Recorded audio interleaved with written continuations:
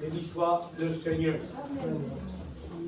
Béni soit le nom de Jésus-Christ.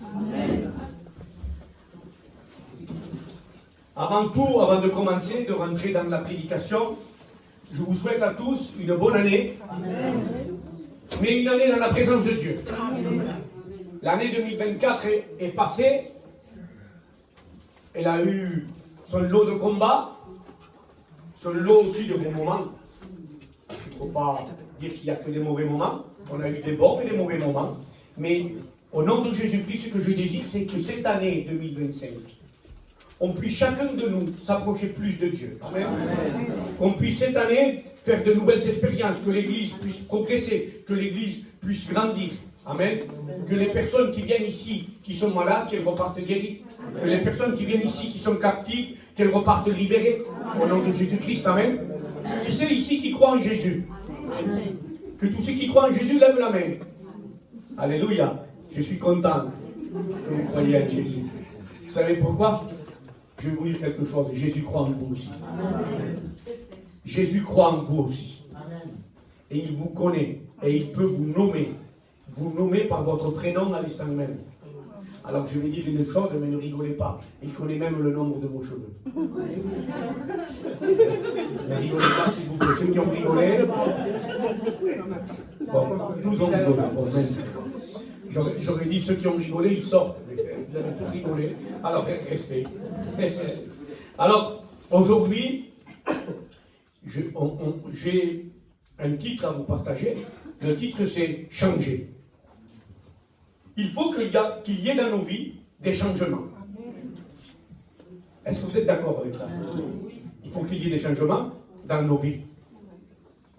Moi, dans ma vie, il y a eu des changements et je demande à Dieu qu'il y en ait encore plus. Vous savez, ma vie avant de rencontrer Jésus, elle n'était pas terrible. J'étais quelqu'un qui, en vérité, je vais vous le dire, j'étais quelqu'un de violent. J'étais violent.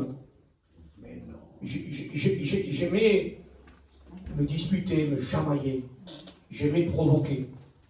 J'aimais, même avec ma femme, vous savez, j'étais violent verbalement. Mais le Seigneur, il m'a changé, alléluia. Je ne dis pas ça pour raconter mes exploits comme si j'étais quelqu'un qui était fort. Parce qu'aujourd'hui, je le dis avec honte, parce que je reconnais que ces choses que j'ai pratiquées quand je n'étais pas chrétien n'étaient pas la gloire de Dieu. Mon but quand je frappais quelqu'un, c'était de le faire tomber.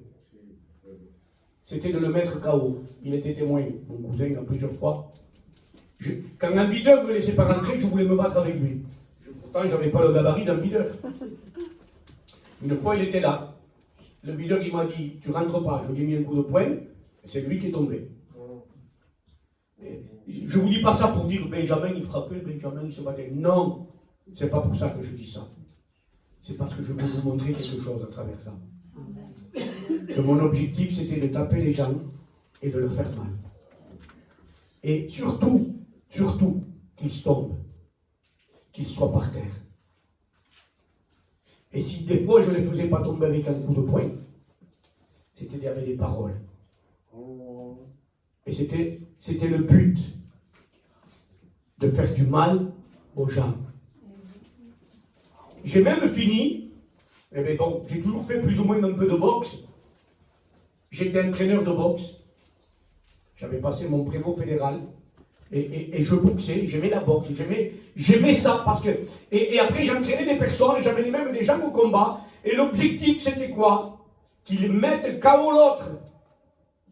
C'était le but à atteindre. Mettre KO, faire tomber les gens pour pas qu'ils se relèvent.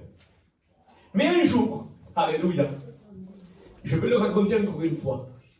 J'étais dans ma voiture et j'ai dit Seigneur, je veux revenir à toi. Alléluia. À cet instant même, alléluia, le Saint-Esprit m'a touché. J'ai senti un poids partir de moi, cette violence, cette haine, cette méchanceté sortir de moi. Et ma vie a été transformée sur le champ. Dieu m'a changé. Dieu m'a transformé. J'ai changé. Alléluia. par la puissance du Saint-Esprit, Dieu change les vies. Et aujourd'hui, je suis pasteur. C'est un exploit de Dieu. La Bible dit qu'avec Dieu, on fera des exploits. Et je vais vous dire que je suis un exploit. Et que chacun de vous, vous êtes aussi des exploits quand on accepte Jésus dans nos vies. Parce que quand on accepte Jésus dans nos vies, on vit plus selon nous, on vit selon Christ. Et Christ en nous, c'est l'espérance de la gloire. Amen. Alléluia. Aujourd'hui, je suis pasteur. Et mon but, ce n'est plus de faire tomber les gens et de les mettre KO. Mon but, c'est de les relever, d'aller les chercher au plus bas et de leur dire, lève-toi, mon ami, et serre Jésus-Christ. Voilà l'objectif aujourd'hui. Avant, j'étais un entraîneur qui entraînait les autres à faire tomber. Aujourd'hui, je suis un pasteur qui veut entraîner l'Église à relever les gens. Voilà l'objectif d'aujourd'hui. Et ça, c'est la parole de Dieu qui nous appelle à être quelqu'un qui relève les gens. Alléluia. Vous êtes d'accord avec tout ça? Alors je vais vous donner une parole d'un exemple de la parole de Dieu qui est merveilleux et que vous connaissez tous certainement. On va lire dans Luc 10, verset 33.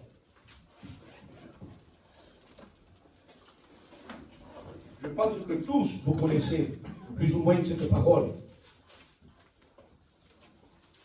Jésus reprit la parole et dit, un homme descendait de Jérusalem à Jéricho. Il tomba au milieu des brigands qui le dépouillèrent, le chargèrent de coups et s'en allèrent, le laissant à demi-mort. Un sacrificateur, c'est-à-dire un homme d'église ou un homme du temple, un religieux de l'époque, qui par hasard, vous savez que Lazare n'existe pas avec Dieu, descendait par le même chemin, ayant vu cet homme, passa outre. Un lévite, encore un autre homme d'église de l'époque, qui arriva aussi dans ce lieu, l'ayant vu, passa outre. Mais écoutez cette suite. Mais un Samaritain qui voyageait, étant venu là, fut ému de compassion lorsqu'il le vit. Il s'approcha et banda ses plaies en y versant de l'huile et du vin, puis il le mit sur sa propre monture et le conduisit à une hôtellerie et prit soin de lui. Nous avons ici 3 personnes qui passent. En premier, un Samaritain. Il prend soin, peut-être, je dirais même moi, de... Allez, je passe par-dessus, qu'est-ce qu'il fait celui-là, il est moitié mort. Peut-être de passer tout simplement par-dessus. De quel esprit sommes-nous animés? D'un esprit de boxeur qui veut faire tomber les gens? Ou de l'esprit de Dieu qui veut relever les gens? Cet homme religieux est passé et a fait comme s'il n'aurait pas vu, alors que cet homme était entre la vie et la mort. De quel esprit doit être animée l'Église? L'Église doit être animée d'un esprit qui vient relever les gens. Parce que le Saint-Esprit ne vient pas laisser les gens à demi-mort, il vient les aider et les sortir du problème de la situation. Et aujourd'hui, c'est le mandat que Dieu m'a donné. C'est le mandat que Dieu t'a donné. Relever celui qui est tombé. Relever celui qui est blessé.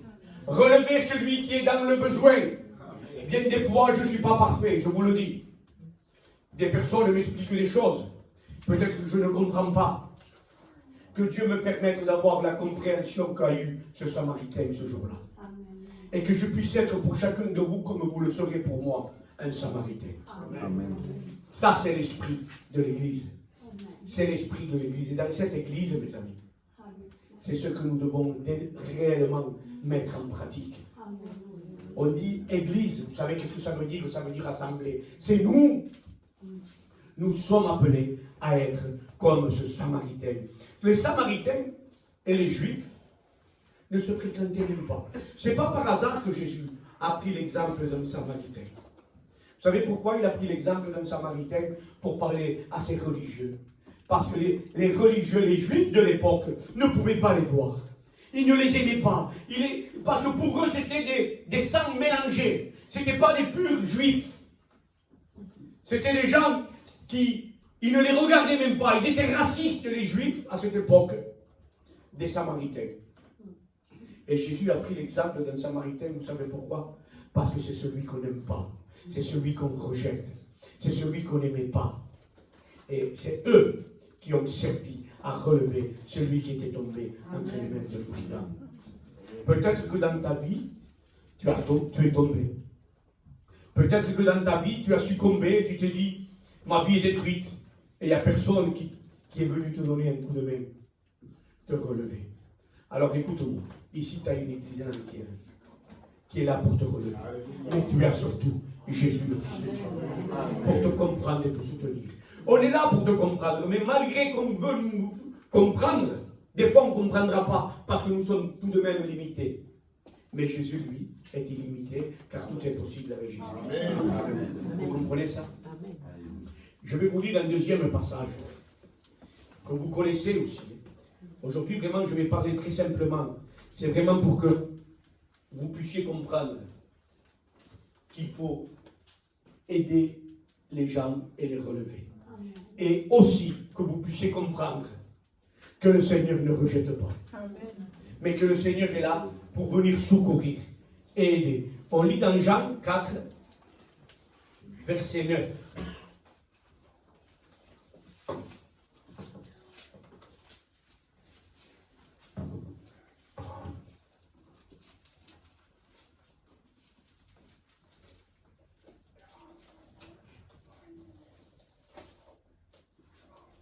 Comme il fallait qu'il passât par la Samarie, il arriva dans une ville de Samarie nommée Sychar, près du champ que Jacob avait donné à Joseph son fils. Là se trouvait le puits de Jacob. Jésus, fatigué du voyage, était assis au bord du puits. C'était environ la 6e heure. Une femme de Samarie vint puiser de l'eau. Jésus lui dit, « Donne-moi à boire. » Car ses disciples étaient allés à la ville pour acheter des vivres. La femme samaritaine lui dit, « Comment toi qui es juif me demandes à boire à moi qui suis une femme samaritaine ?» Les Juifs, en effet, n'ont pas de relation avec les Samaritains. Jésus lui répondit, « Si tu connaissais le don de Dieu, et qui est celui qui te dit, donne-moi à boire, tu lui dirais toi-même, tu lui aurais toi-même demandé à boire, et il t'aurait donné de l'eau de vie. » Le Seigneur lui dit, à la femme, tu n'as rien... Pardon, excusez-moi. Seigneur, lui dit la femme, tu n'as rien pour puiser, et le puits est profond. D'où aurais-tu donc cette eau vive? Es-tu plus grand que notre père Jacob, qui nous a donné ce puits et qui en a bu lui-même, ainsi que ses fils et ses troupeaux? Jésus lui répondit, quiconque boit de cette eau aura encore soif, mais celui qui boira de l'eau que je lui donnerai n'aura jamais soif, et l'eau que je lui donnerai deviendra en lui une source de vie qui jaillira jusqu'à la vie éternelle. Amen. Alors, je vous explique un peu le contexte. Le Seigneur Jésus aurait pu éviter cette ville de Samarie, parce que les Juifs ne rentraient pas logiquement là, et ils ne voulaient même pas y aller. Mais le Seigneur, en réalité, savait qu'il y avait un rendez-vous à midi avec cette pauvre femme qui était mal vue de toute sa communauté. Vous savez pourquoi elle y allait à midi chercher? Parce que, si j'aurais lu plus, cette femme, Jésus lui pose une question, tu es mariée? Et elle répondit non. Et le Seigneur lui dit, tu as bien répondu. Parce que cette femme, en réalité, était une femme qui avait eu 5 maris. Et le mari avec qui elle vivait n'était même pas son mari à ce moment-là. Mais le Seigneur a fait le détour pour aller la voir, pour aller s'asseoir à ce puits et pour discuter avec une femme que tout son village et que toute la communauté juive et samaritaine l'a rejetée. Et Dieu, pour en rejeter, fait le détour et s'arrête et l'attend. C'est un rendez-vous de Dieu avec cette femme. Amen. Alors ce même rendez-vous, aujourd'hui, tu l'as ici dans cette église. Où c'est que les hommes te rejettent, où c'est que les hommes te disent de toi que tu es un drogué, un alcoolique, un homme de la vie ou une femme de la vie. Jésus fait le détour pour te dire, je t'aime et je te connais et je veux te sauver. Amen. Alléluia. Cette femme, Jésus lui dit, donne-moi à boire.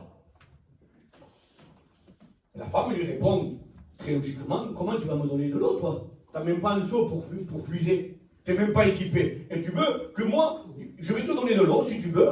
Certainement que je dis ça. Mais la femme lui dit, Jésus lui dit, si tu saurais qui c'est qui te demande de l'eau, toi-même tu lui demanderais de l'eau. Vous savez quoi? Quand on a soif, qu'est-ce qui est le mieux? C'est de boire.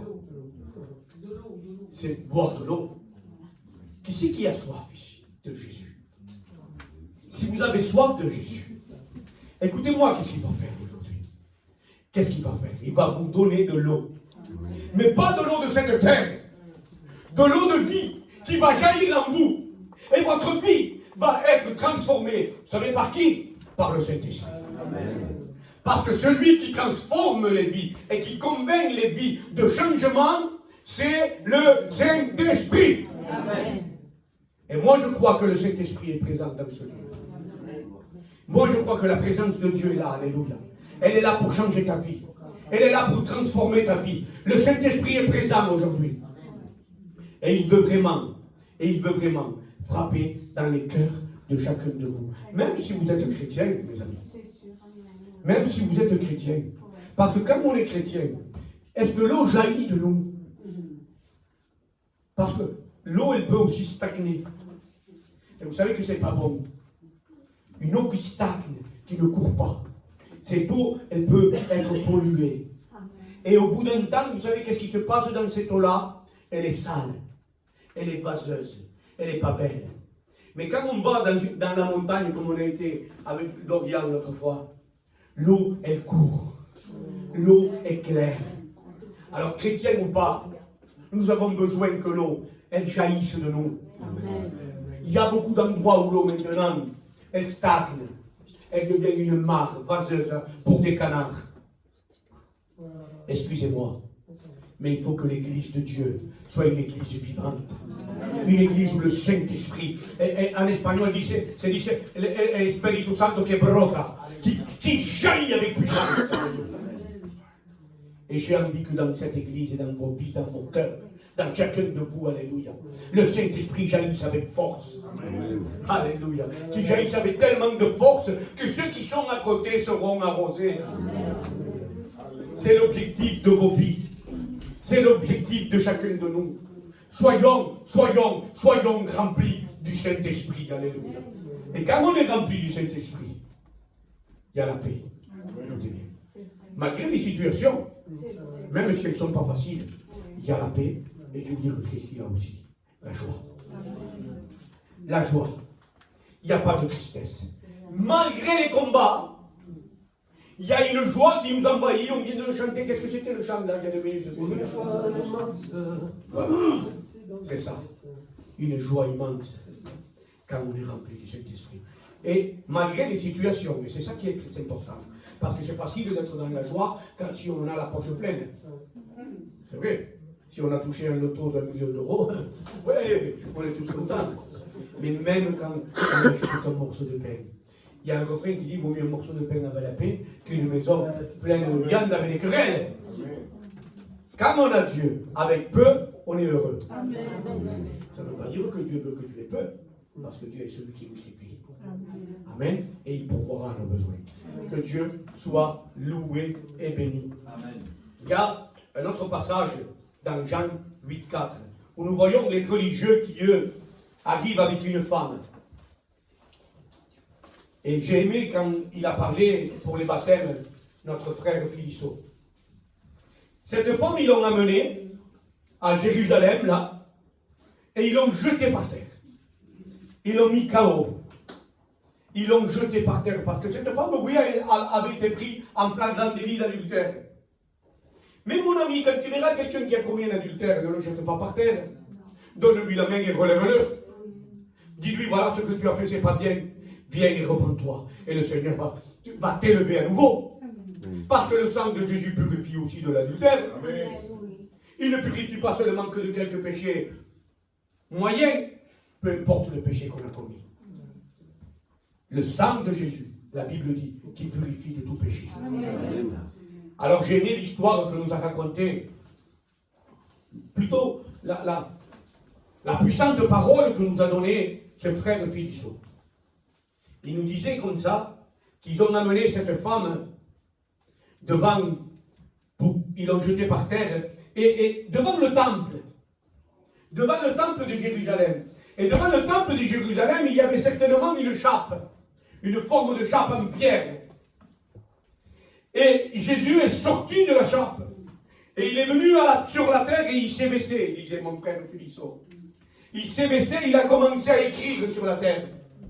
Vous savez pourquoi il a écrit sur la terre? Parce que sur la pierre, ce qui est écrit, ça se grave et ça ne s'efface plus.